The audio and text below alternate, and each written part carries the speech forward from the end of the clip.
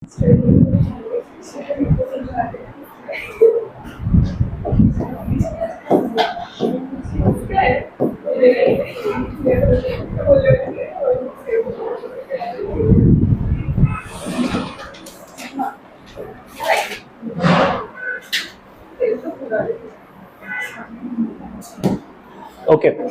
Shell we continue. Functions कर रहे थे हम। कल हम जो लास्ट टॉपिक कर रहे थे वो था composition of functions. Composition of functions याद है आप सबको? एफ ऑफ जी एक्स को कॉम्पोजिशन ऑफ फंक्शन कहते हैं, इसको एफ ओ जी भी लिखते हैं। इसके रिलेटेड कल हमने कुछ क्वेश्चंस किए थे। I hope there is no confusion in those questions, क्योंकि आज हम जो क्वेश्चन करने जा रहे हैं ना वो थोड़ा सा नेक्स्ट स्टेप है। ठीक है, सो अगर अभी तक हमारे कॉन्सेप्ट्स क्लियर है तो ये समझने में आसानी होगी, नहीं तो कन्फ्यूजन होगा। ठीक है, तो अभी ये क्वेश्चन करेंगे हम। कहीं पे भी आपको कुछ कन्फ्यूजन हो ना मुझे रोकना। ठीक है, so will go slowly for this question. Question straightforward है, क्वेश्चन में कुछ ज़्यादा कॉम्प्लिकेटेड क्वेश्चन नहीं है। एफ एक्स एक फंक्शन गिवन है दो डेफिनेशन के हिसाब से, X less than zero and X greater than zero. G X एक और फंक्शन गिवन है, अगेन दो डेफिनेशन के हिसाब से, X less than one, X greater than equal to one. ठीक है, इसका देखिए ब्रेक जीरो पे हो रहा है, इसका ब्रेक कहाँ पे हो रहा है? वन पे हो रहा है। बस इस चीज़ का ध्यान रखिए, एक जीरो पे ब्रेक हो रहा है, एक वन पे ब्रेक हो रहा है definition. Then find F of ji X and find its domain and range. F of ji X निकालिए और इसका डोमेन और रेंज भी बताइए। ओके, डोमेन मतलब क्या क्या वैल्यूज डाल सकते हैं, रेंज मतलब क्या क्या आंसर्स आ सकते हैं। तो F of ji X standard approach. F of ji X मतलब एफ ऑफ एक्स में एक्स की जगह क्या डाल दूंगा? जी एक्स डाल दूंगा। जितने भी एक्स है उसकी जगह में डाल दूंगा g x. That is the point. तो मुझे एफ ऑफ एक्स गिवन है, तो यहाँ पे एक्स को रिप्लेस करके जी एक्स डाल दूँ एलएचएस में। तो आरएचएस में भी जितने एक्स है ये भी जी एक्स हो जाएंगे। That's right. एक और चीज़ ध्यान दीजिए, आरएचएस में ना कंडीशन में भी एक्स है, ये भी जी एक्स होंगे, ये मिस मत कर देना, सारे एक्स जी एक्स हो जाएंगे। ठीक है, so F of ji x will become, x की जगह मैं लिख दूंगा g x plus one when g x is less than zero and g x square when g x is greater than zero. ये हो गया एफ ऑफ जी एक्स। इस step में डाउट है किसी को? सिंपल स्टेप है, यहाँ पे x था उसको मैंने gx से रिप्लेस कर दिया। That's it. बिकॉज LHS में ये चेंजेस किए, RHS में भी यही चेंजेस करने पड़े। यहाँ तक क्लियर? ठीक है, अब मुझे क्या करना है, जो हमारा नेक्स्ट स्टेप होता था कि अब हम gx की एक्चुअल डेफिनेशन यहाँ पे डाल देते थे। राइट, अगला स्टेप क्या होता है कि gx की जगह मैं लिख दूंगा एक्स क्यूब या फिर 2x माइनस वन, जो भी सूटेबल होगा। ठीक है, तो ये स्टेप ध्यान से समझिए। अब यहाँ पे gx की जगह में एक्स क्यूब डालूँ या 2x माइनस वन डालूँ, वो किस पे डिपेंड करेगा कि इसका कंडीशन क्या है। इसका कंडीशन क्या है, gx has to be less than zero, तो अकॉर्डिंगली मैं gx को रिप्लेस करूँगा। और ये सेकेंड डेफिनेशन से मैं देखूंगा कि gx जब लेस देन जीरो होता है तो इनमें से कौन सा डेफिनेशन वैलिड होता है। समझ आया?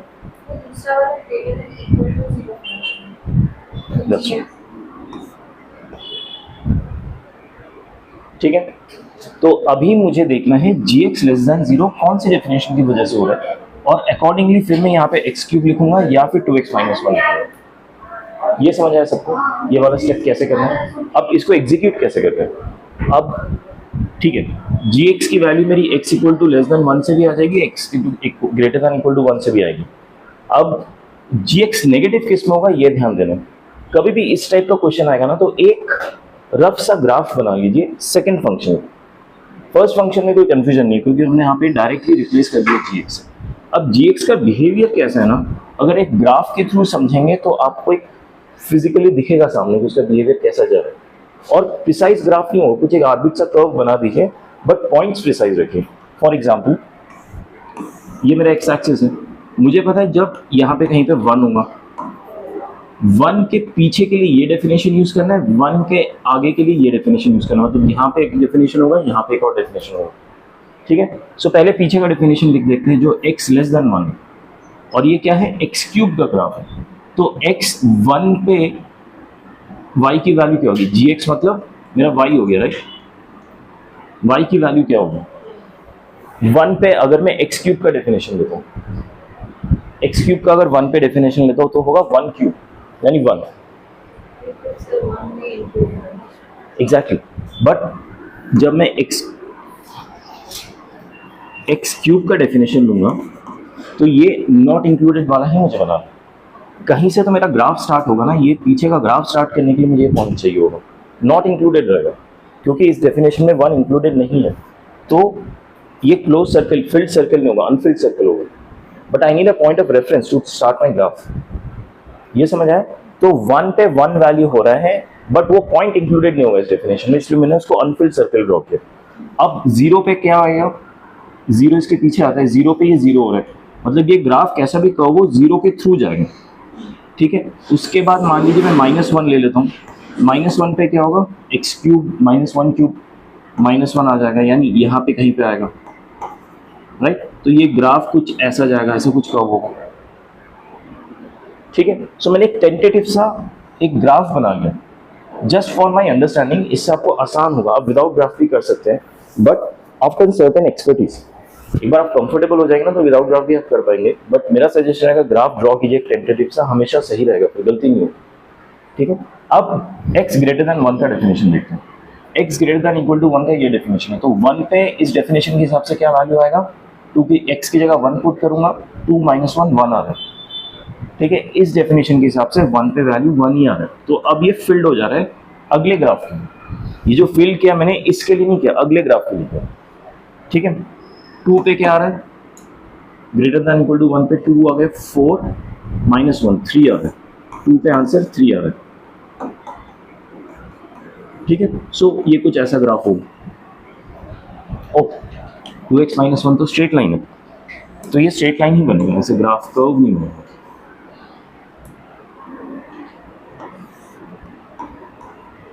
इतना तो पता चल गया ना स्ट्रेट लाइन का इक्वेशन में, ठीक है। तो इसको मैंने स्ट्रेट लाइन बना दिया, तो ये मेरा 2 ग्राफ बन गए, ये x क्यूब का कर्व हो गया, एक स्ट्रेट लाइन हो गया, ठीक है।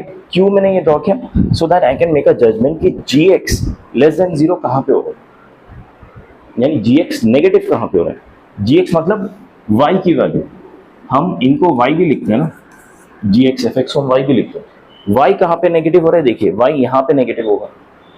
जब x क्यूब का ग्राफ 0 के पीछे चला जाता है तब y नेगेटिव हो जाता है, आप समझ रहे। जब x क्यूब का ये ग्राफ है, x इक्वल टू 0 के पीछे चला जाता है तब नेगेटिव हो रहा है मेरा भाई, ये पॉइंट समझिए, समझ आया। तो gx नेगेटिव कब हो रहा है, जब x 0 के पीछे जा रहा है, x की वैल्यू यहां से यहां की तरफ जा रही है तो ग्राफ नीचे की तरफ जा रही है। Are you able to understand this point?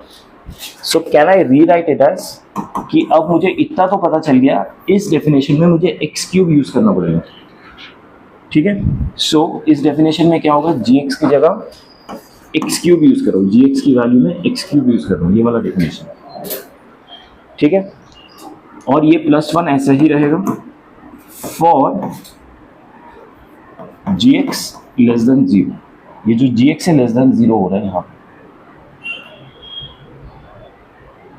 ठीक है। अच्छा अभी एक काम करते हैं, इसको मैंने x से रिप्लेस कर दिया तो इसको भी अब मैं x से रिप्लेस कर दूंगा, ठीक है, क्योंकि दोनों एक साथ ही फिर रिप्लेस करते हैं बाद में, अदरवाइज अगले स्टेप में करना पड़ेगा।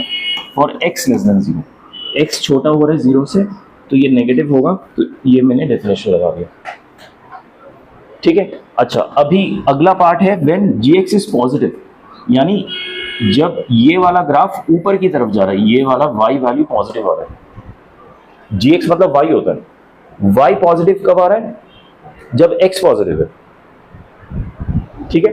बट अभी प्रॉब्लम पता है क्या, x पॉजिटिव है, x ना इस डेफिनेशन में भी पॉजिटिव है, इस डेफिनेशन में भी पॉजिटिव है। इस डेफिनेशन में कैसे पॉजिटिव है, 0 से 1 तक तो पॉजिटिव ही है ना, वो तो 0 के पीछे नेगेटिव हो जा रहा है x, बट 0 से 1 से तक तो पॉजिटिव है, और यहाँ पे 1 के ऊपर पॉजिटिव है x।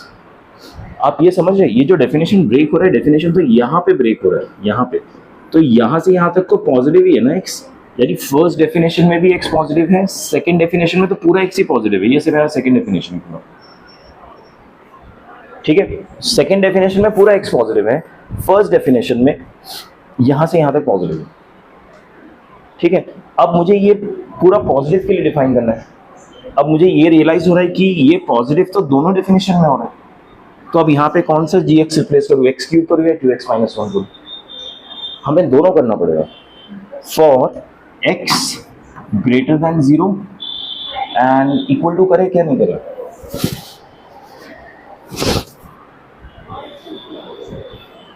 नेगेटिव में मैंने नहीं इंक्लूड किया तो इक्वल करना पड़ेगा लेस देन 1, ठीक है। इसके लिए मैं gx को किससे रिप्लेस करूंगा, 0 से लेके 1 तक के लिए एक्स क्यूब डेफिनेशन यूज करूंगा यहाँ पे, तो ये हो जाएगा एक्स क्यूब का स्क्वायर। gx को मैंने एक्स क्यूब से रिप्लेस किया, समझ आ रहा है, ऊपर वाला डेफिनेशन यूज किया। और जब ये 1 से आगे का चला जाएगा तो मैं नीचे वाला डेफिनेशन यूज करूंगा, यानी जब x would become greater than equal to 1 तो मैं कौन सा डेफिनेशन यूज करूंगा, gx का 2x माइनस 1, तो ये हो जाएगा 2x minus 1 whole square. gx को मैंने 2x माइनस 1 से रिप्लेस किया, ये होल स्क्वायर वैसे ही रह गया। ये समझ आया, जो सेकंड डेफिनेशन ये दो में ब्रेक हो गए, और ये हमें अंडरस्टैंडिंग बेटर इसलिए है क्योंकि I can see the graph. आप ये ना रेंज देख के भी इसका आप जज कर सकते थे, सॉरी ये डोमेन देख के, ठीक है, लेकिन वो आफ्टर प्रैक्टिस ही हो पाएगा। इनिशियली हमेशा इसका ग्राफ बना के जजमेंट किया गया, और ग्राफ एग्जैक्ट कुछ कर्व नहीं बनाना, आपको बस पॉइंट ऑफ रेफरेंसेस चाहिए कि 1 पे 1 वैल्यू हो रहा है, 0 पे 0 हो रहा है, -1 पे -1 हो रहा है, जस्ट वो रेफरेंसेस चाहिए और कुछ नहीं चाहिए, नथिंग मोर देन दैट। आप स्ट्रेट लाइन बनाओ, कर्व लाइन बनाओ, इससे कुछ आंसर में चेंज नहीं आएगा आपका। तो ग्राफ बनाते हुए ये मत सोचने लग जाना कि एक्स क्यूब का ग्राफ कैसा दिखता है या फिर एक्स स्क्वायर होता है तो कैसा दिखता है, वो सब नहीं सोचना आपको बस ये देखना है कि किस पॉइंट पे क्या आंसर आएगा, उसके लिए चाहिए ग्राफ। समझ आया यहाँ पे क्या हुआ? अब इसको हम करेंगे सॉल्व। तो ये मेरा हाँ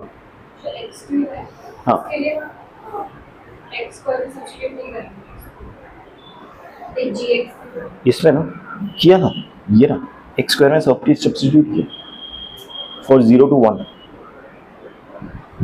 यही तो gx की जगह एक्स क्यूब लिख दिया और ये स्क्वायर बाहर का वैसे ही पड़ा हुआ है,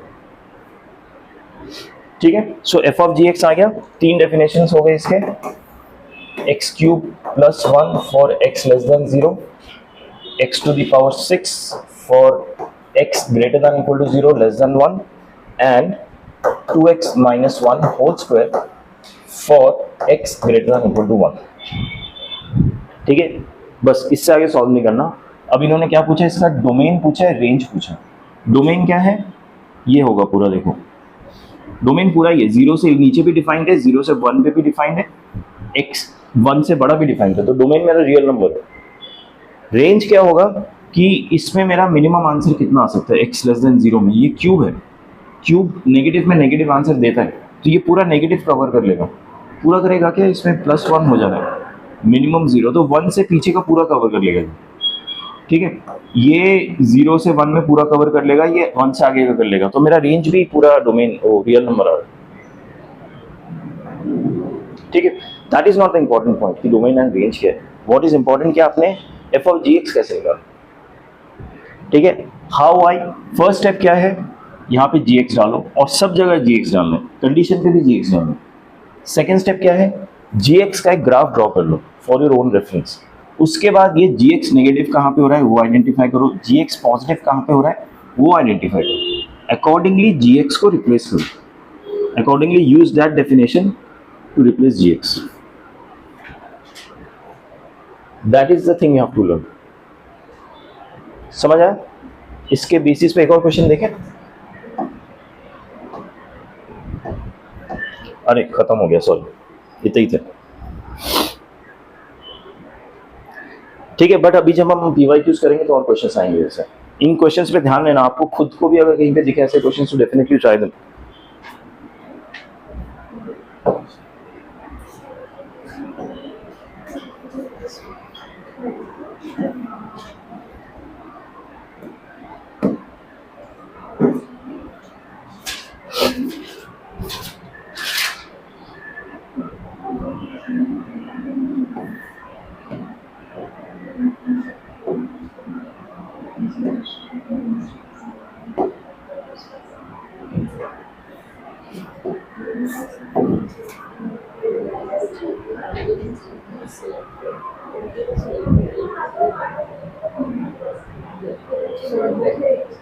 okay,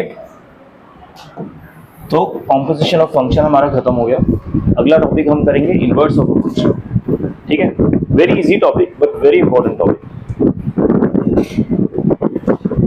inverse of a function को ना सिर्फ एज अ फॉर्मूला याद नहीं रखना, एज अ कॉन्सेप्ट अंडरस्टैंड करना है, क्योंकि जो क्वेश्चंस आने वाले हैं ना वो एज अ फॉर्मूला हमेशा यूज नहीं कर पाएंगे जब तक कॉन्सेप्ट क्लियर नहीं है।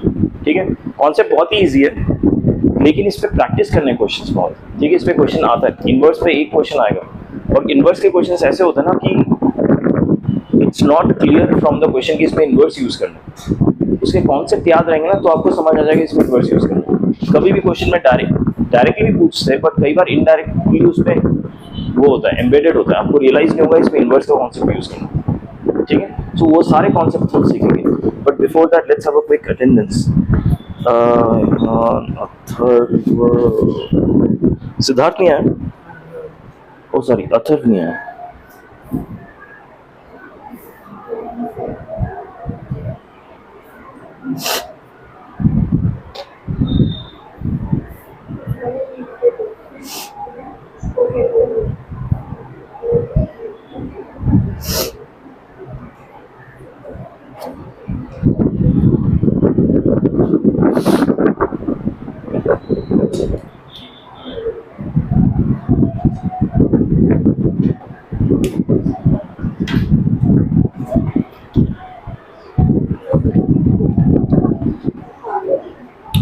ओके,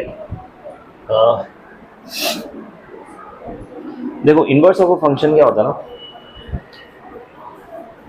जो फॉर्मल डेफिनेशन है वो हम बाद में पढ़ते हैं कि डेफिनेशन क्या कहता है।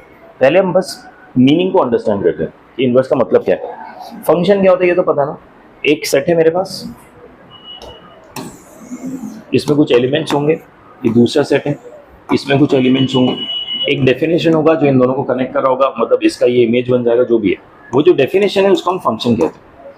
फंक्शन के बेसिक कंडीशंस पूरे होने चाहिए कि फर्स्ट सेट के सारे एलिमेंट्स की इमेजेस हो। सेकेंड कंडीशन होता है कि वन टू मैनी नहीं हो सकता, एक से दो तीन गोलियां नहीं चलेगी, एक ही चलेगी। वन टू मैनी नहीं होगा और सारे एलिमेंट्स के इमेजेस होने चाहिए, तो वो फंक्शन है। ठीक है, तो अगर एक फंक्शन मेरे पास डिफाइंड है जो मुझे मेरा वन को फोर के साथ कनेक्ट कर देता है, ठीक है, मतलब वन फोर का इमेज बन जाता है, नहीं सॉरी वन का इमेज फोर बन जाता है। And there is another function जो एग्जैक्टली ऑपोजिट भी करता है, gx है मान लो, जो फोर को वन से कनेक्ट कर देता है। ठीक है, तो fx जो है gx का इन्वर्स हो जाता है, नहीं सॉरी gx जो है fx का इन्वर्स हो जाता है। उल्टा भी बोल सकते हैं but I will come to that later, पहले सीधा तो समझ लो उसके बाद उल्टा समझेंगे। ठीक है, एक फंक्शन है जो वन को फोर से कनेक्ट करता है, एक और फंक्शन है जो फोर को वन से कनेक्ट करता है, तो जो gx है वो fx का इन्वर्स हो जाता है। ठीक है, अब उल्टे पे बात हो ही गई है तो उल्टा भी ट्रू है कि अगर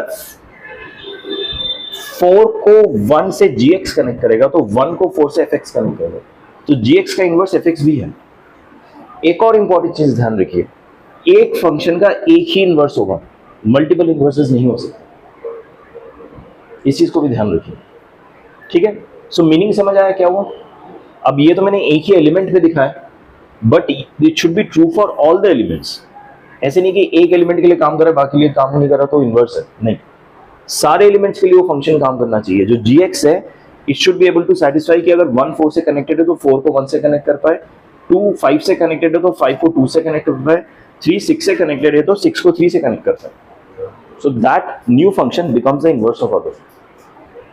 ठीक है, basic example low, for example fx मेरे पास 2x, ये एक मैंने डिफाइन कर दिया fx, और gx मैंने डिफाइन किया x/2, इसका उल्टा।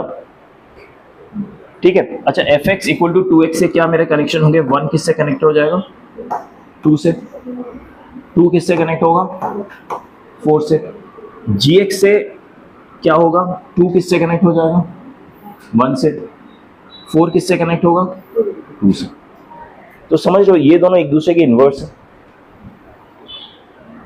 लॉजिकली समझ आ रही है ये चीज? तो इनवर्स का कॉन्सेप्ट इतना ही है बस, ठीक है। एक चीज और ध्यान दीजिए, अच्छा एफ एक्स जी एक्स जो है एफ एक्स का इनवर्स है, ये समझ आया आपको, राइट। अगर मैं एफ ऑफ जी एक्स निकालता हूं, कॉम्पोजिशन कर देता हूं, ठीक है। एफ क्या करेगा, 1 को 4 से ले जाएगा और जी क्या करेगा, 4 को वापस 1 पे ले आएगा। एफ ऑफ जी एक्स क्या करता है ना, और for that matter I should not write F of ji X, I should write G of F X, क्योंकि अंदर वाला फंक्शन पहले एग्जीक्यूट होता है फिर बाहर वाला एग्जीक्यूट होगा। पहला वाला फंक्शन जो होगा 1 को 4 से कनेक्ट करेगा और बाहर का फंक्शन वापस 4 को 1 से कनेक्ट कर देगा। आपको मेरी बात समझ आई मैं क्या कह रहा हूं? एफ ऑफ जी एक्स में, इसको मैं फिर से एक और एग्जांपल से समझाता हूं। एफ ऑफ जी एक्स, चलो हम एग्जांपल यही ले लेते हैं। एफ एक्स क्या है 2x, जी एक्स क्या है x/2। So G of F X अगर मुझे निकालना हो फॉर x इक्वल टू 1 निकालता हूं मैं, चलो x इक्वल टू 1 के लिए निकालता हूं मैं, ठीक है। तो यहाँ पे क्या लिखूंगा मैं, g of f1, right. g of f1 क्या है, 2 है, तो ये हो जाएगा g ऑफ 2। g ऑफ 2 क्या है, यूजिंग दिस डेफिनेशन वापस 1 आ गया। समझ आई मेरी बात? यानी मैंने यहां पे जो वैल्यू डाला था आंसर फिर से वही आ गया एग्जैक्टली। जो डोमेन है वही रेंज है for g of F X, not G X और एफ एक्स, अलग अलग नहीं। जब मैं कॉम्पोजिशन करता हूं तो जो मैंने अंदर वैल्यू डाला था वही आंसर आ गया। तो इसका ऑर्डर्ड पेयर कैसे दिखेगा? ऑर्डर्ड पेयर यार क्या होता है कि यहां पे मैं डोमेन लिखता हूं तो आंसर भी वही आ जाता है। याद है ना ऑर्डर्ड पेयर क्या होता है, कि यहां डोमेन लिखता हूं यहां आंसर वही आता है। तो इसका ऑर्डर्ड पेयर अगर मैं 1 डालूं तो रेंज भी 1 ही आ रहा है, 2 डालूंगा तो क्या आएगा। अच्छा अगर मैं ऐसा, इसमें कोई आंसर आ सकता है क्या, 2 डाला तो 3 आएगा? ये आ ही नहीं सकता। यानी ये जो मेरा रिलेशन बनेगा, ये कौन सा रिलेशन बनेगा, आइडेंटिटी। समझ आया? That is the formal definition of inverse of a function. दो ऐसे फंक्शन जिसका तुम अगर GOF निकालोगे तो जो तुम डोमेन डालोगे वही रेंज आएगा। इन अदर वर्ड्स, दो ऐसे फंक्शन जिसका GOF एक आइडेंटिटी फंक्शन बनता है। समझ आया? Shall I walk you through from the beginning या is it okay? Shall I walk you through from the beginning? ठीक है। फर्स्ट ऑफ ऑल इनवर्स का मीनिंग क्या होता है? मीनिंग ये होता है कि जब मैं कोई भी वैल्यू इनपुट करता हूँ उसका एक आंसर आएगा। एक और फंक्शन अलग से बैठा होगा कि जो आंसर आया उसको एज ए मैं इनपुट देता हूँ तो आउटपुट वही आ जाएगा जो इनिशियल फंक्शन का इनपुट था। That is inverse. F x की वजह से 1 का 4 आंसर आया, जी एक्स की वजह से 4 से 1 आंसर आ गया, तो जी एक्स एफ एक्स का इनवर्स हो गया। ठीक है, ये तो मीनिंग हो गया इनवर्स का मतलब क्या होता है। अब मैं कॉम्पोजिशन क्रिएट कर रहा हूँ जी ऑफ एफ एक्स, जिसमें एफ एक्स हमेशा पहले एग्जीक्यूट होता है। किसी भी जी ओ एफ लिखो या एफ ओ जी लिखो, जो सेकंड फंक्शन होता है उसको पहले एग्जीक्यूट करते हैं, बाद में एग्जीक्यूट होता है जो बाहर होता है। ये तो पता ही है, हमने कभी रियलाइज नहीं किया होगा, लेकिन सॉल्व करते हुए हम ऐसे ही करते हैं कि पहले अंदर का एग्जीक्यूट करते फिर बाहर का करते। ठीक है, अगर मैं जी ऑफ एफ एक्स निकालता हूँ, एफ एक्स में 1 की वैल्यू, एक्स की वैल्यू मैंने अगर 1 डाला, मान लो ये मैंने एफ एक्स को 2x डिफाइन किया और जी एक्स को x/2 डिफाइन किया, मुझे पहले से ही पता है ये इनवर्स है एक दूसरे के। ठीक है, तो यहाँ पे मैंने x की वैल्यू डाली 1, तो f ऑफ 1 निकालना पड़ेगा मुझे। f ऑफ 1 कितना आएगा एज पर दिस डेफिनेशन, 2। 1 वैल्यू डाला x का तो आंसर 2 आ गया, तो ये डोमेन था, ये रेंज है, तो f ऑफ 1 की वैल्यू आ गई 2। तो अब मुझे g ऑफ 2 निकालना होगा। g ऑफ 2 एज पर दिस डेफिनेशन क्या होगा, फिर से ये 2 का 1 आंसर दे देगा, g of 2 would be 1 as पर दिस डेफिनेशन। ये g का डेफिनेशन यूज कर रहा है। सो वी रियलाइज कि हमने जो यहाँ पे इनपुट दिया था ना f के लिए, वही मेरा फाइनल g ऑफ f का आंसर आ रहा है। यानी जो इनपुट था वही आउटपुट आ रहा है, जो इनपुट था वही आउटपुट आ रहा है। ऐसा कभी होगा ही नहीं कि इनपुट 2 है और आउटपुट 3 आ गया। ठीक है, और हमने इनिशियल टाइप्स ऑफ रिलेशंस पढ़े थे, याद है? यूनिवर्सल रिलेशन, एक null relation, empty relation, identity relation. Identity relation क्या होता है, जहां पे सिर्फ जो फर्स्ट एलिमेंट है वही सेकेंड एलिमेंट रहेगा और वहीं पे खत्म हो जाएगा, इसके अलावा और कोई एलिमेंट एग्जिस्ट ही नहीं कर सकता। तो we realise this is an identity function और रिलेशन। ठीक है, सो इसका formal definition inverse of function क्या होता है कि अगर आप दो फंक्शंस का कॉम्पोजिशन निकाले, आंसर हमेशा आइडेंटिटी आएगा। That is the formal definition. इसको भी ध्यान में ही रखिए, ऐसे नहीं कि आपने मीनिंग समझ लिया तो फॉर्मल डेफिनेशन भूल जाएंगे, ऐसे मत कीजिए, क्योंकि कई क्वेश्चन में फॉर्मल डेफिनेशन का अंडरस्टैंडिंग आपको क्वेश्चन सॉल्व करने में आसान कर देगा। ठीक है, समझ तो आ गया ना, लॉजिकली तो समझ आ गया। ठीक है, तो इसका एक बार फॉर्मल डेफिनेशन का भी वॉक थ्रू करते हैं। ठीक है, ये बिफोर द फॉर्मल डेफिनेशन में इसका एक बार वॉक थ्रू दे देते हैं। मुझे बताना अगर आपको कुछ कंफ्यूजन है तो। यहाँ पे देखिए, consider g is a function 369। अच्छा, ये 369 इसका डोमेन है, 1 2 3 इसका रेंज है, और आशुत से को domain defined as y equal to x/3। ठीक है, नाउ अच्छा यहाँ पे f क्यों नहीं डिफाइन किया? f शायद प्रीवियस स्लाइड में डिफाइन हो गया था, 3x। चलो छोड़ो, ये हम ऑलरेडी पढ़ चुके हैं, let me not confuse you.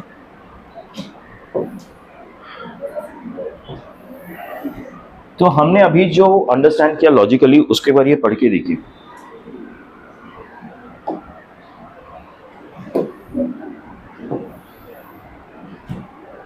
A function f from x to y, ठीक है, domain range is said to be invertible. Invertible मतलब उसका इनवर्स एग्जिस्ट कर सकता है। ठीक है, हर फंक्शन का इनवर्स एग्जिस्ट करे ये जरूरी नहीं है, लेकिन a function f is said to be invertible if there exist a function, एक और फंक्शन को एग्जिस्ट करता है g from y to x। ये x टू y था तो एग्जैक्टली उल्टा होना चाहिए, y to x, such that g of f is an identity function. ठीक है, क्यों आइडेंटिटी फंक्शन होना चाहिए और हमने देखा अभी। And f of g should also be identity function, मतलब यहां से यहां तक तो आइडेंटिटी है, उल्टा भी आना चाहिए, यहां से यहां तक भी आइडेंटिटी होना चाहिए। वो हो गई, अगर यहां से ये आइडेंटिटी तो ये भी हो गई, उसमें ज्यादा लोड मत लो। ठीक है, then function gx is called to be inverse of fx and is denoted by f inverse x। मतलब मुझे पता है जो gx है इज इनवर्स ऑफ fx। ये तो मैंने इंग्लिश में स्टेटमेंट लिखा, gx is inverse of fx। इसको मैथमेटिकली कैसे लिखेंगे? इनवर्स ऑफ fx को मैं ऐसे लिखूंगा, f raise to the power -1 x, this is called inverse of fx, this is equal to gx। समझ आया सब? डेफिनेशन समझ आया, मीनिंग समझ आ गया? अब कुछ क्वेश्चंस करते हैं, शायद और बेटर अंडरस्टैंडिंग हो जाएगा। ओके, हाँ, अब क्वेश्चंस करने के लिए ना कुछ स्टैंडर्ड स्टेप्स होते हैं, पहले वो समझ लेते हैं। कई क्वेश्चंस होते हैं कि आपको एक फंक्शन दिया होगा और बोला जाएगा इसका इनवर्स निकालो। ठीक है, उन क्वेश्चंस को कैसे करना है? ये तुम्हारा फंक्शन होगा y इक्वल टू fx, उसमें x को y से रिप्लेस कर दीजिए और y को x से रिप्लेस कर दीजिए। ये हमने कहीं पे किया हुआ है क्या इस टाइप का? नहीं किया, शायद मैंने 12th के साथ किया होगा। y इक्वल टू fx आपका फंक्शन दिया है, बोला गया उसका इनवर्स निकालो, तो मैं क्या करूंगा, y को x से रिप्लेस कर दूंगा, x को y से रिप्लेस कर दूंगा। ठीक है, और y के टर्म से उस इक्वेशन को निकाल दूंगा, बस वही इनवर्स है। ठीक है, then find value of y, that is f inverse x। Step एकदम सिंपल, अगर इनवर्स निकालना है। ठीक है, एक क्वेश्चन करके दिखाता हूं।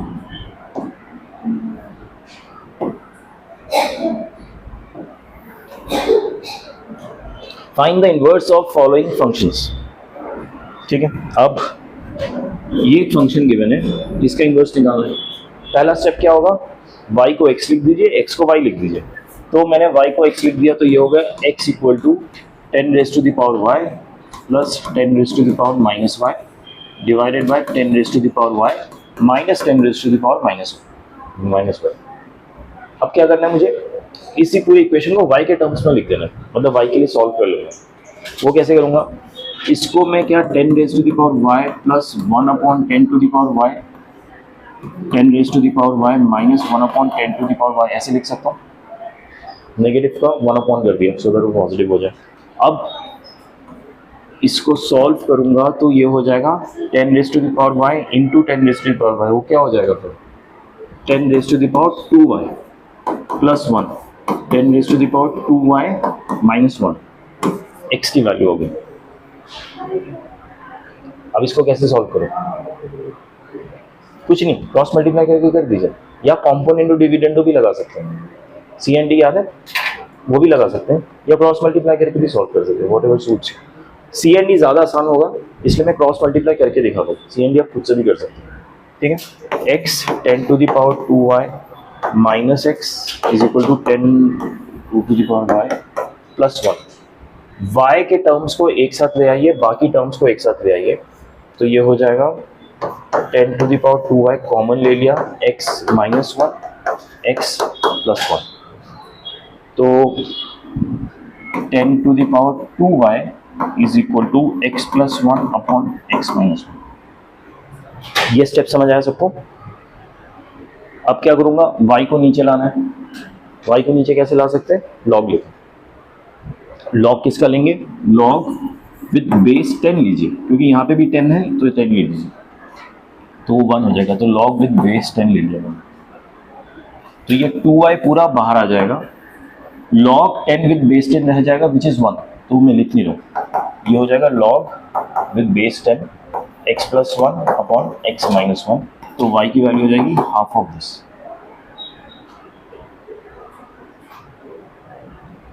समझ आया? अच्छा, कॉन्सेप्ट समझ आया कि नहीं? पहले तो ये बताओ कि x को y से रिप्लेस किया, y को x से रिप्लेस किया और y के टर्म्स में आंसर निकाला। अब ये तो मेरा अलजेब्रा है, उसमें भी कुछ कंफ्यूजन है तो बता सकते हो, ठीक है। सो ये मेरा क्या आ गया, y, this is called inverse of x, तो इसको मैं ऐसे भी लिख सकता हूँ, इनवर्स ऑफ x।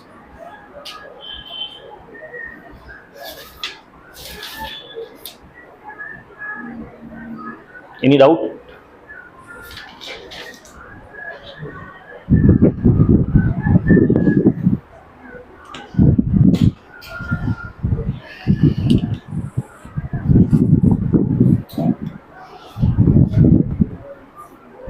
अगला क्वेश्चन देखें, आप ट्राई करोगे या मैं करके देखूं? अच्छा 2 मिनट ट्राई तो कीजिए, देखिए कहां तक पढ़ पाते हो,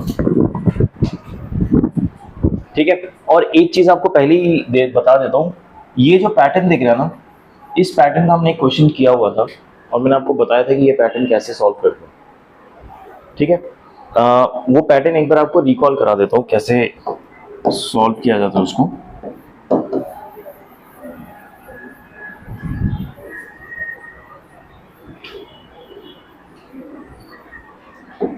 अगर x plus root of x square plus 1 इस टाइप से हमारा एक पैटर्न प्रेजेंट है, इसको हमेशा ऐसे ही सॉल्व कीजिए।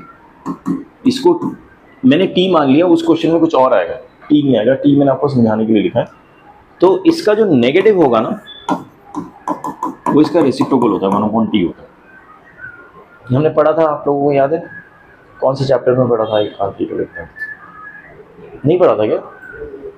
अभी श्योर नहीं पढ़ा? अच्छा ठीक है, नहीं पढ़ा तो अभी ध्यान दीजिए, बहुत ही यूजफुल टूल है।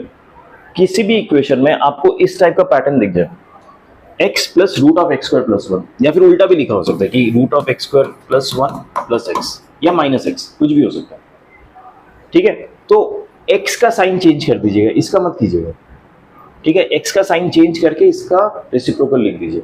ये स्टेटमेंट अगर ट्रू है तो ये भी ट्रू होगा, ठीक है। अब इसका फायदा क्या है, इन दोनों को अगर आप सब्ट्रैक्ट कर देंगे ना, इन दोनों स्टेटमेंट्स, इन दोनों इक्वेशंस को सब्ट्रैक्ट करने पे क्या होगा, ये तो प्लस हो गया, ये माइनस हो गया, ये माइनस हो गया, तो ये रूट हट जाता है। इसका एक और तरीका होता है, आप दोनों साइड को होल स्क्वायर करके भी सॉल्व कर सकते हैं, लेकिन होल स्क्वायर में पूरा सॉल्व नहीं होता। होल स्क्वायर में एक आपका 2ab वाले में फिर से रूट आएगा, उसको फिर आपको RHS में ले जाके फिर होल स्क्वायर करना पड़ेगा, 2 बार कम से कम होल स्क्वायर करना पड़ता है उसमें। उससे बहुत ईजियर एंड फास्टर स्टेप ये होता है कि इस पैटर्न में गिवन है तो t लीजिए, उसका x का नेगेटिव करके 1/t कर दीजिए, ये ट्रू होगा ही, अगर ये ट्रू है तो ये भी ट्रू होगा, दोनों को सब्ट्रैक्ट कर दीजिए, तो ये हो जाएगा 2x equal to t minus 1/t, x would be equal to half of t minus 1/t। आपकी x की वैल्यू डायरेक्टली आ जाती है, 2 स्टेप में आ जाएगी x की वैल्यू, नहीं तो आप होल स्क्वायर करके आपको बहुत टाइम लग जाएगा, ठीक है। These are time saving tools, तो इस पैटर्न को एकदम याद रखिए, बहुत ही यूजफुल है। ठीक है, अब क्वेश्चन बी एक बार ट्राई कीजिए प्लीज फटाफट। आपको इन्वर्स निकालना है। इन्वर्स का फर्स्ट स्टेप क्या होगा, y को x कीजिए, x को y कीजिए, then solve for y।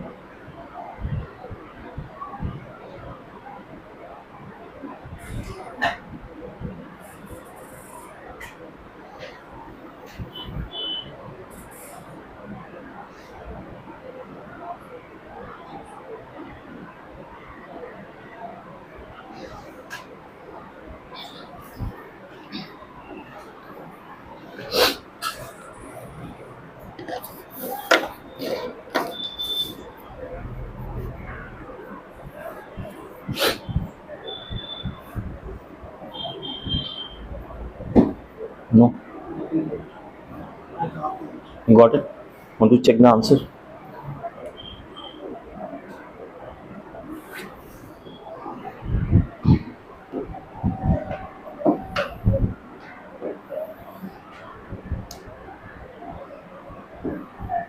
This is the answer. Is it? Okay.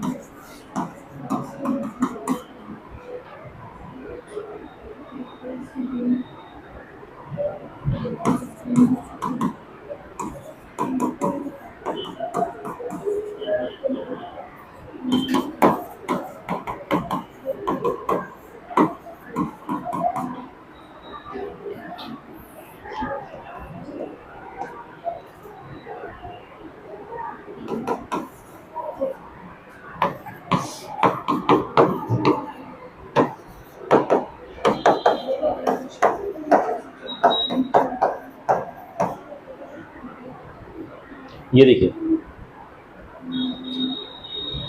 ये आंसर। इसमें कोई स्टेप अगर समझ नहीं आया तो प्लीज बताइए मुझे। यहां पे मैंने वो वाला शॉर्टकट यूज किया,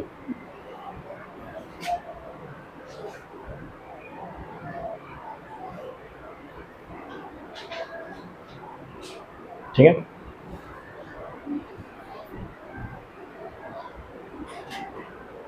everyone done with B part? तो अभी सी देख ले एक बार। अब सी में क्या हो गया ना, इन्होंने डेफिनेशन चेंज कर दिया। लेस देन 2 का अलग डेफिनेशन है, ग्रेटर देन 2 का अलग डेफिनेशन है। तो अब मेरे पास एफ एक्स के 2 डेफिनेशन हो गए। दैट मीन्स इनवर्स में भी 2 डेफिनेशन आएंगे, ठीक है। लेकिन प्रॉब्लम ये है कि इनवर्स का डोमेन क्या होगा। इसका डोमेन तो मुझे पता है कि लेस देन 2 के लिए ये डेफिनेशन है, ग्रेटर देन इक्वल टू 2 के लिए ये डेफिनेशन, दूसरा डेफिनेशन, ठीक है। जब भी कंफ्यूजन हो ऐसे क्वेश्चंस में हमेशा एक टेंटेटिव ग्राफ बना लीजिए। कर्व का शेप क्या होगा, again not important, it's irrelevant. What is important कि पॉइंट क्या ट्रेस हो रहे हैं, ठीक है। सो पहले मैं एफ एक्स का ग्राफ बनाता हूँ। एफ एक्स को मैं वाई भी कह सकता हूँ, राइट, जिसको हम वाई भी बोलते हैं। तो ये मेरा वाई एक्सिस है, ये एक्स एक्सिस है। जब x की वैल्यू मैं 2 मान के चलता हूँ, जब यहाँ पे 2 होगी तो यहाँ पे आंसर क्या आएगा, 2 क्यूब माइनस 1 यानी 8 माइनस 1 यानी 7, ठीक है। लेकिन ये मान लीजिए 1 है, ये 2 है। 2 के नीचे अलग डेफिनेशन है, 2 के ऊपर अलग डेफिनेशन है। नीचे के डेफिनेशन के लिए आंसर आ रहा है 7, बट ये इंक्लूडेड नहीं होगा क्योंकि यहाँ पे इक्वल टू नहीं है, ठीक है। अगला क्या आएगा, मान लीजिए मैं 1 ले लेता हूँ, एक और वैल्यू, ठीक है, 1 पे आंसर क्या आ रहा है, 1 क्यूब माइनस 1 0 आ रहा है, 1 पे आंसर ये आ रहा है, y की वैल्यू 0 आ रही है।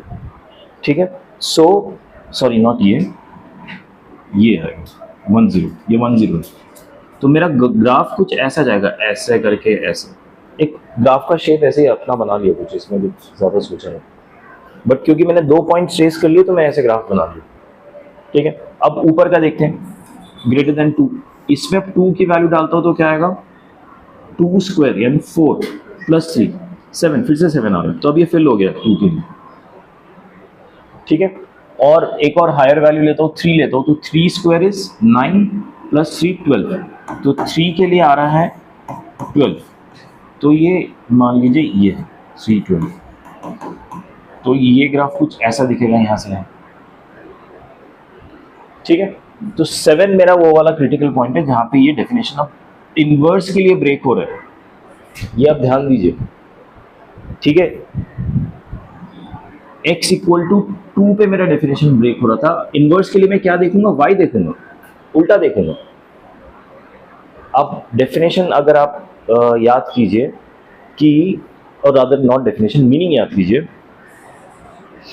कि इनवर्स क्या करता है, x सेट का वैल्यू 1 2 3 4 5 6, अगर एक 1 से 4 ले जाता तो इनवर्स उसको 4 से 1 ले आएगा वापस।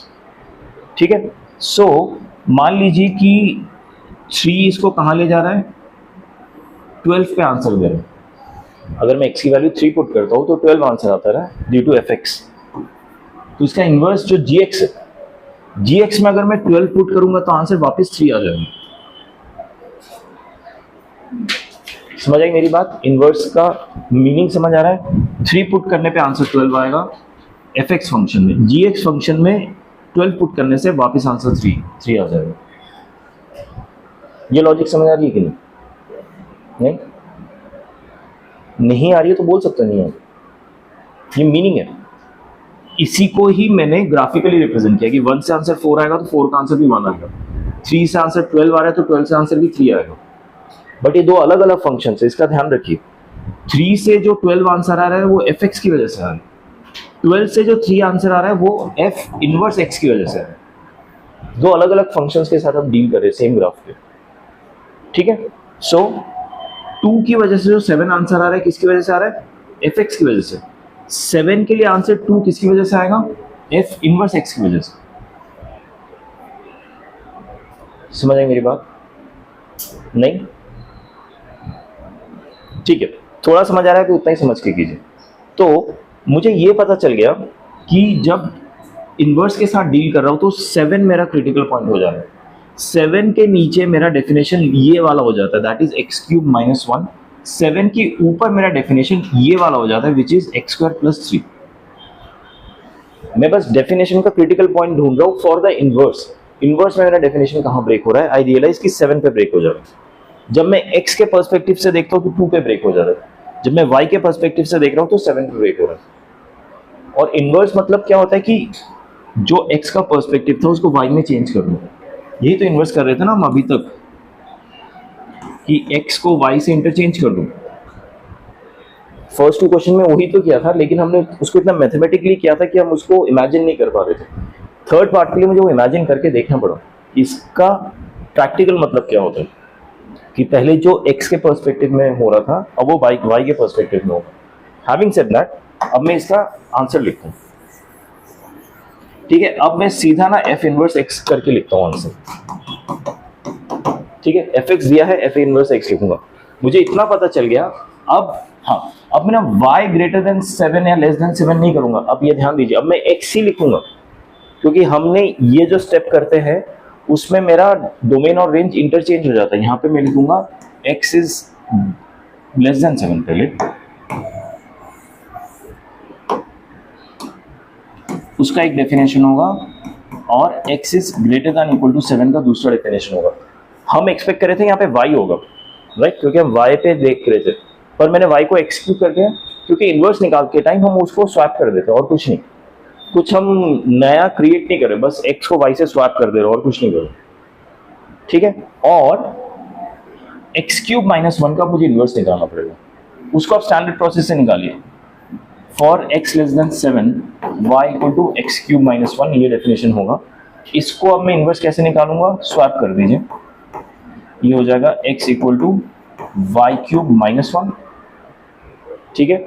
सो अगला स्टेप हो जाएगा y cube would be equal to x plus 1, y would be x plus 1 का क्यूब रूट। क्यूब रूट में अच्छी बात होती है, प्लस माइनस कुछ होता नहीं, सीधा क्यूब रूट हो जाएगा, ठीक है। सो यहाँ पे जो डेफिनेशन आएगा वो आ जाएगा x plus 1 raise to the power 1/3 और x raise to the power for x less than 7, ये वाला डेफिनेशन आ रहा है। हाँ वो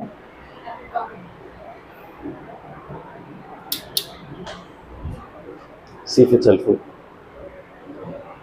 2 पे किया है, 1 पे कर दूं, is that okay? Okay fine. ये डेफिनेशन समझ आया? x ग्रेटर देन 7 के लिए ये वाला डेफिनेशन का इन्वर्स निकालना है, तो इसमें फिर से मैं रिवर्स कर दूंगा।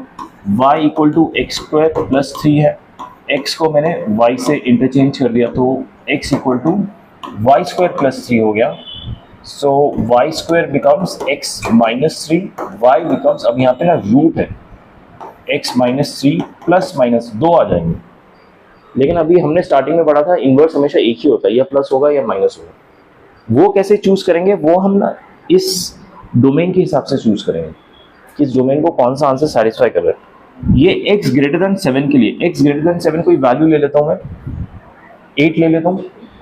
8 अगर लिया मैंने x की जगह, तो 8 माइनस 3 हो गया रूट 5। सो 7 के लिए रूट 5 नेगेटिव में कभी जाएगा ही नहीं, हमेशा पॉजिटिव के लिए ही आएगा ये, क्योंकि ये जो हमने चूज किया ना है x ग्रेटर देन 7, वो पॉजिटिव की तरफ ही है पूरा, इसका ये भी पॉजिटिव है, ये भी पॉजिटिव है, तो इसका नेगेटिव जो आंसर क्या है, कहाँ, ये वाला आंसर कभी आएगा ही नहीं। नेगेटिव आंसर मतलब मेरा इस साइड चला जाएगा आंसर, वो कभी आएगा ही नहीं, क्योंकि ये 2 पे जाके रुक जाएगा आंसर। 2 इसका मिनिमम आंसर है, बाकी पूरा आंसर इससे बड़ा ही आएगा, ठीक है। सो इस वजह से इसका नेगेटिव हमें इग्नोर करना पड़ेगा और यहाँ पे हम सिर्फ पॉजिटिव वाला आंसर लिखेंगे। इस लॉजिक को याद रखिए, इसमें जब आप फर्दर क्वेश्चंस करेंगे तो आपको क्लियर होगा कैसे करना। Got it? ठीक है, इनवर्स कैसे निकालना है, थोड़ा आगे बढ़ते हैं और is that okay, can we move on?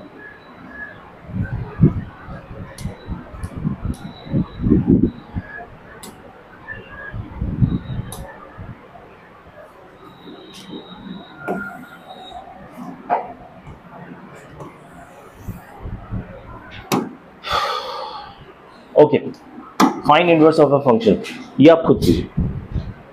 इस टाइप का हमने अभी किया है, तो पार्ट ए था उसी टाइप का ही। इसका इनवर्स निकालिए, मेंस का क्वेश्चन है, और बताइए क्या आंसर है इसका।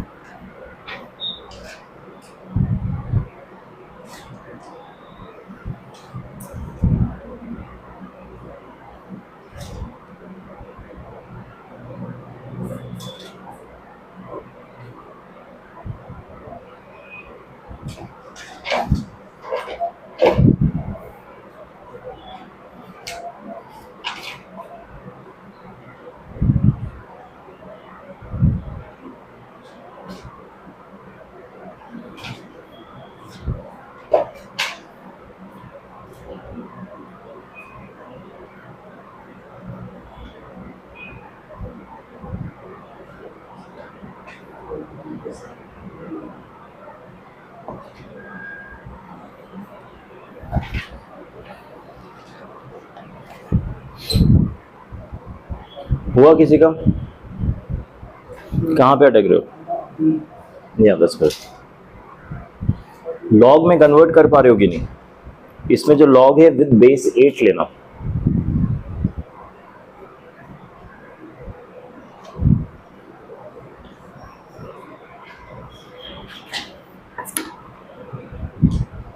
करके दिखाओ थोड़ा।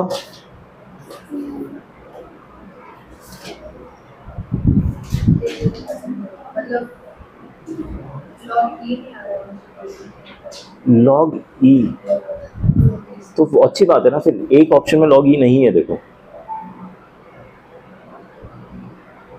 यू मीन टू से लॉग विद बेस ई या लॉग ई डायरेक्टली? नहीं आ रहा ना, तो ऑप्शन बी में देखो लॉग विद बेस। अच्छा यहाँ पे है, ओके ठीक है, आई शो यू। इनवर्स निकालना है। एफ एक्स को मैं वाई लिख सकता हूँ, राइट, हमेशा वैसे कीजिए, और एक्स एंड वाई को स्वैप कर दीजिए। तो ये बन जाएगा x equal to 8 to the power 2y माइनस 8 to the power minus 2y divided by 8 to the power 2y plus 8 to the power minus 2y। Is that fine यहाँ तक? ओके, अब इसको मैं डिनोमिनेटर में आके एलसीएम लिख दूँ डायरेक्टली, वो समझ आएगा स्टेप सबको। अगर वो स्टेप समझ नहीं आया तो मुझे बताना। I can directly write it as 8 to the power क्या लिख सकता हूँ, नीचे आएगा 2y 2y 4y minus 1 upon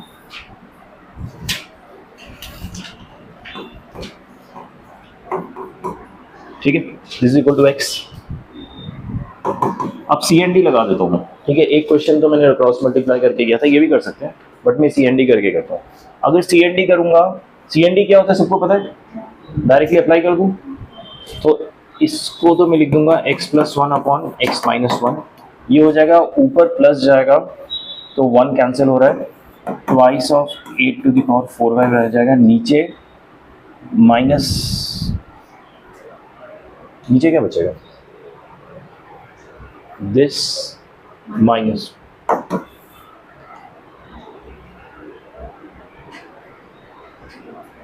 ठीक है। ये समझ आया सबको? 2 तो कैंसिल हो गया।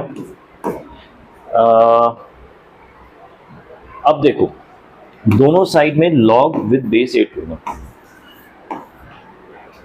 ठीक है। अगर log विद बेस 8 लिया तो ये 4y तो बाहर आ गया, ये वाला जो पार्ट है ना ये 1 हो जाएगा पूरा। 2 तो कैंसिल हो गया, तो उसको तो कंसीडर ही मत करो। log 8 विद बेस 8 1 हो जाएगा।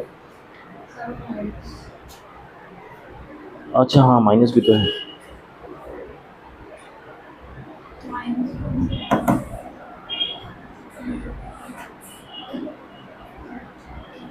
तो माइनस को पहले इस साइड ले आएंगे, माइनस को इस साइड ले आते हैं यहाँ पे। पहले लॉग लगाने से पहले मैं माइनस को एलएचएस में ले आया, और उसके बाद मैंने लॉग लगाया, ठीक है। लॉग लगाया, ये 1 हो गया, तो this becomes equal to 4y, ठीक है। सो अब क्यों नहीं मैच कर रहा फिर?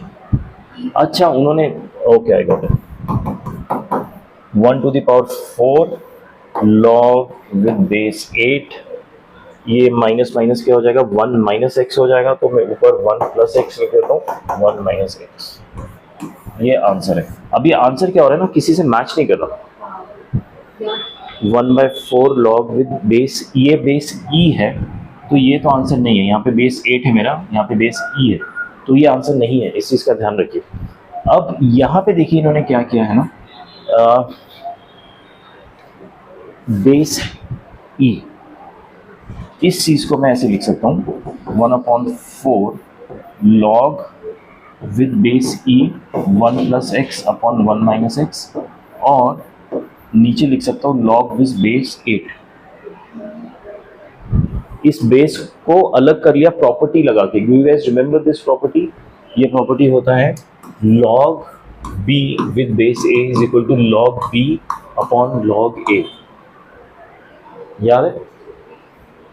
log b with base a is equal to log b upon log a।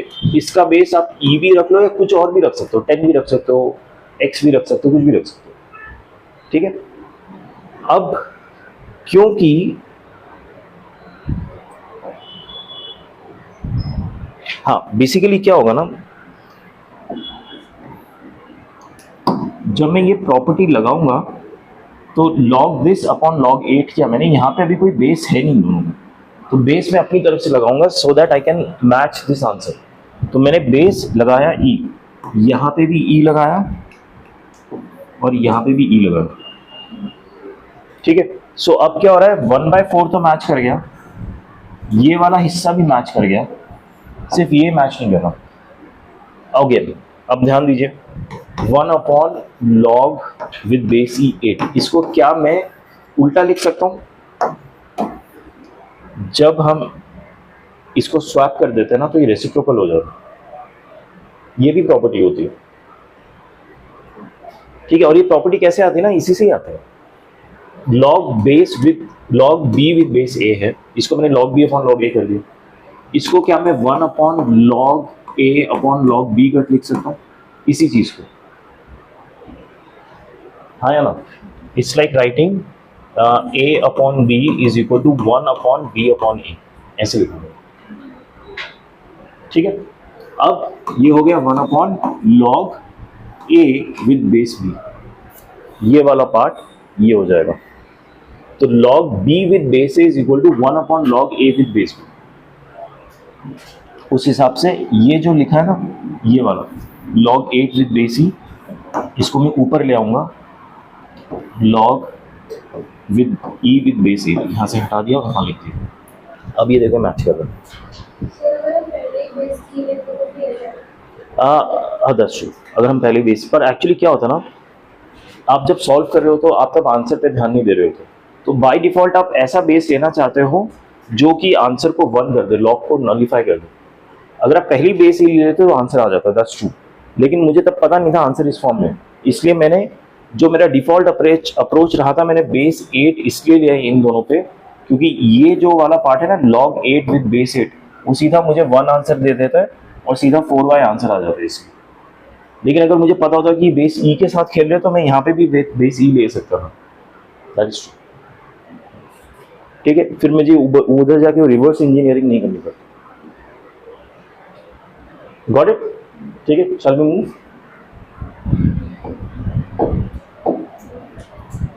Okay, अब this is a very interesting question, very easy question होगा, क्वेश्चन डिफिकल्ट नहीं है, क्वेश्चन समझना इंपॉर्टेंट है। क्वेश्चन कैसा है, ध्यान से पढ़िए। fx equal to ax² plus B का होल क्यूब, एक फंक्शन दिया सिंपल सा, क्यूबिक फंक्शन है ax² प्लस बी का होल क्यूब, ठीक है। Then find the function g, fx दिया है और मुझे g फंक्शन ढूंढना है, ठीक है। इतना बोला गया है, fx गिवन है, g ढूंढना है।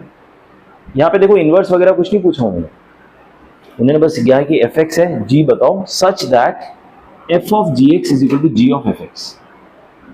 कंडीशन दे दिया, f of gx is equal to g of fx कब होता है? देखो ये एक है, ये एक सेट है, ये एक डेफिनेशन f है और ये एक डेफिनेशन है g। f ऑफ gx और g ऑफ fx दोनों आपस में बराबर है, एग्जैक्टली exactly. जब f और g आपस में इन्वर्स होंगे तभी f of gx is equal to g of fx होगा। आप मेरी बात समझ रहे हैं? हमने ये पढ़ा था ना स्टार्टिंग में, आप जब फर्स्ट पॉइंट में सवाल पूछा था, मैंने कहा था कि gx fx का इन्वर्स है, then the question was asked कि क्या एफ एक्स जी एक्स का इनवर्स नहीं है, फिर है, यानी ये कॉम्पोजिट फॉर्म में लिखता हूं मैं, कॉम्पोजिशन ऑफ फंक्शन के फॉर्म में, तो एफ ऑफ जी एक्स और जी ऑफ एफ एक्स जब आपस में बराबर हो जाते हैं तो आपका आंसर सेम, अगर दोनों इक्वल हो जाते हैं एफ ऑफ जी एक्स और जी ऑफ एफ एक्स, मतलब एफ ऑफ जी आपस में इनवर्स है। इसको लिखने का एक और तरीका है, मैं आपको वो भी रिमाइंड करा दूं, डेफिनेशन का तरीका, जो फॉर्मल डेफिनेशन है कि F of ji x is an identity function, तो भी वो इनवर्स है। इसका मतलब यही है कि एफ और जी आपस में इनवर्स है। आइडेंटिटी फंक्शन क्यों होता है हमने अंडरस्टैंड किया था, तो इसको ऐसे भी क्वेश्चन को लिख सकते थे कि F of ji x is an identity function, या तो ये लिख दे या फिर ये भी लिख सकते कि दोनों आपस में, देखो अगर F of ji X identity function है तो जी ऑफ एफ एक्स भी आइडेंटिटी फंक्शन है, इससे ये पता चलता है अगर दोनों आइडेंटिटी फंक्शन है तो वो इनवर्स है एक दूसरे। तो इस क्वेश्चन का लिखने का ये तरीका भी हो सकता है। इनका पॉइंट ये था यहाँ पे बताना कि gx जो है इसका इनवर्स है, बस यही पॉइंट था। अब मुझे पता चल गया gx इसका इनवर्स है, तो आप निकाल पाओगे। अब इनवर्स निकालते कैसे, fx को मैं y अज्यूम करता हूँ और y और x को स्वैप कर देता हूँ, राइट। तो y को x से स्वैप किया, a y square plus b हो जाएगा होल क्यूब। अब y की वैल्यू निकाल दो। इंपॉर्टेंट पॉइंट है बस टू आइडेंटिफाई कि वो इनवर्स पूछा। उसके बाद तो स्टैंडर्ड स्टेप है जो अभी तक हम क्वेश्चंस करके आए। x to the power 1/3 would be equal to ay square plus b, then ay square would be x to the power 1/3 minus b, y square would be 1 upon a x 1/3 minus b, और y would be root of this। Root करने पे 2 आएगा, plus या minus. अभी plus लेना है या minus लेना है वो इन्फॉर्मेशन के लिए हमें ना कुछ यहाँ पे दिया नहीं है कि हमें डिसाइड क्या करना है, प्लस या माइनस। आइडियली वो देना चाहिए था इस क्वेश्चन में कि पॉजिटिव लेना है या नेगेटिव लेना है, बट हाँ ये डेफिनेट है कि कोई एक ही लेंगे, दोनों नहीं ले सकते, क्योंकि इनवर्स हमेशा एक ही होता है। एफ का एक ही इनवर्स होगा, जी का भी एक ही इनवर्स होगा, ठीक है। तो they can't be two inverses, लेना कोई एक होगा डिपेंडिंग ऑन कि क्वेश्चन में इन्फॉर्मेशन क्या दिया है। इसमें कोई इन्फॉर्मेशन दिया नहीं हुआ, so we are not choosing, but choose एक करना पड़ेगा जो एक्चुअल क्वेश्चन होगा मीन्स का। उसमें कॉन्सेप्ट समझ आया इस डेफिनेशन का? ओके ओके, एक और क्वेश्चन देखिए।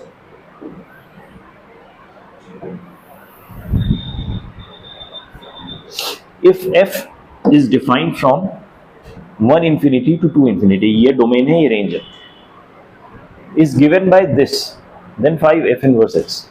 ये तो आसान है एकदम, इसमें क्या, एफ एक्स दिया हुआ है, एफ इनवर्स एक्स निकालना है, वही स्टैंडर्ड प्रोसेस। एक्स को वाई से रिप्लेस करो, निकालो फटाफट।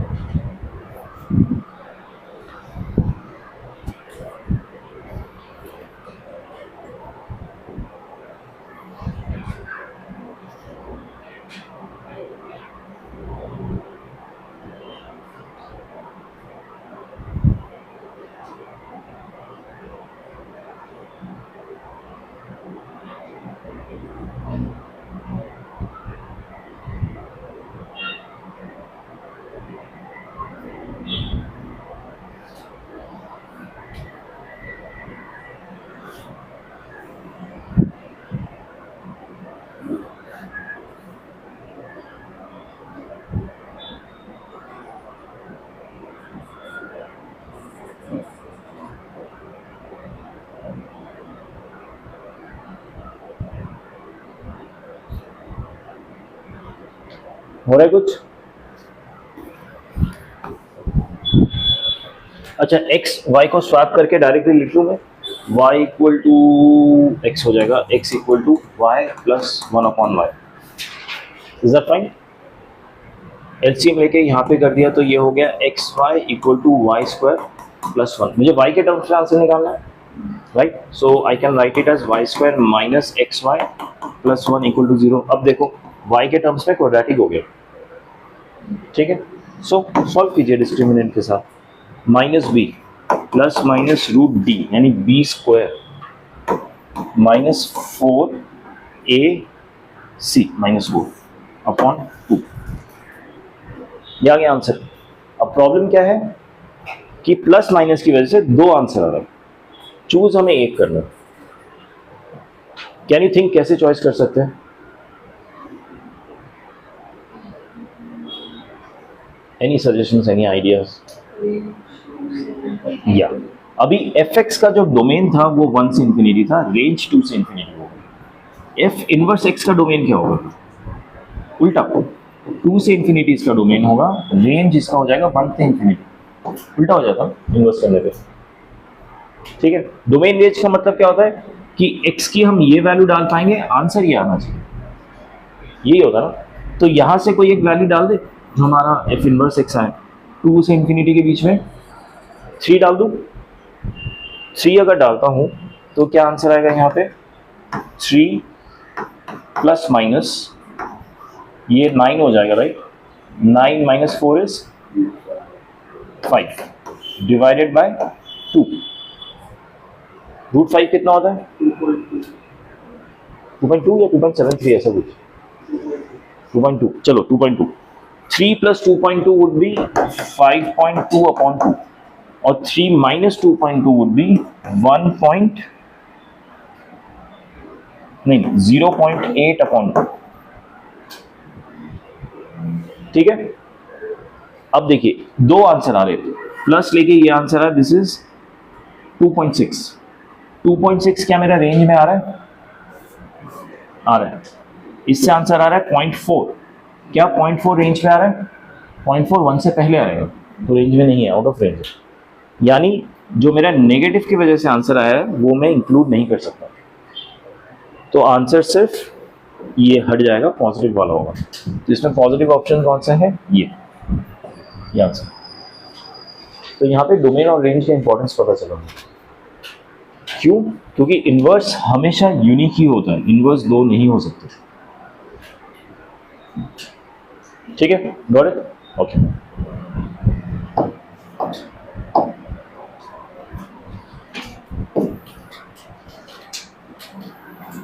अब ये क्वेश्चन देखिए,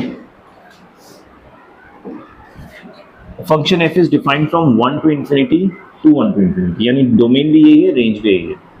defined as 2 to the power x into x minus 1, x into x minus 1 power में पूरा, देन f इनवर्स एक्सिस। फिर से 4 ऑप्शन, सिमिलर क्वेश्चन ट्राई करेंगे। ये वाला ट्राई करके देखिए, बताइए आंसर क्या आता है।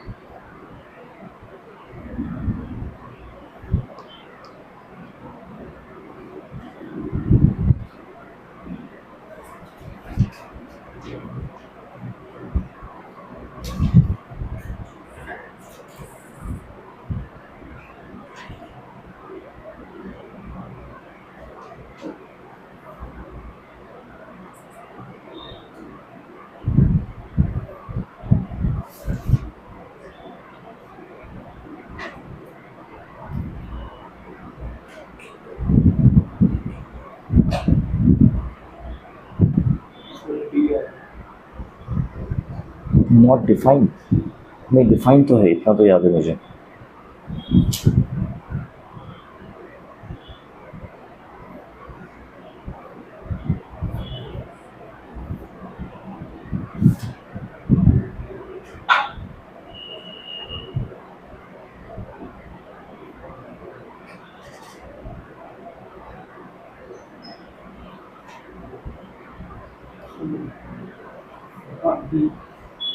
Could be. Yep.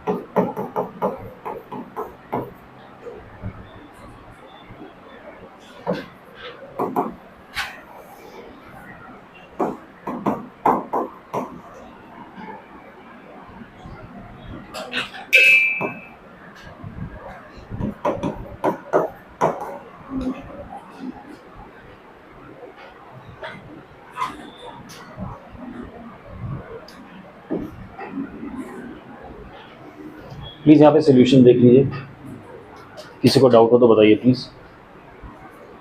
समझ आया सबको? एक और क्वेश्चन कर ले।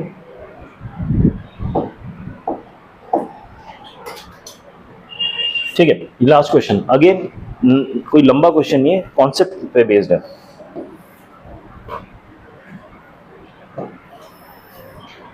क्वेश्चन ध्यान से समझना।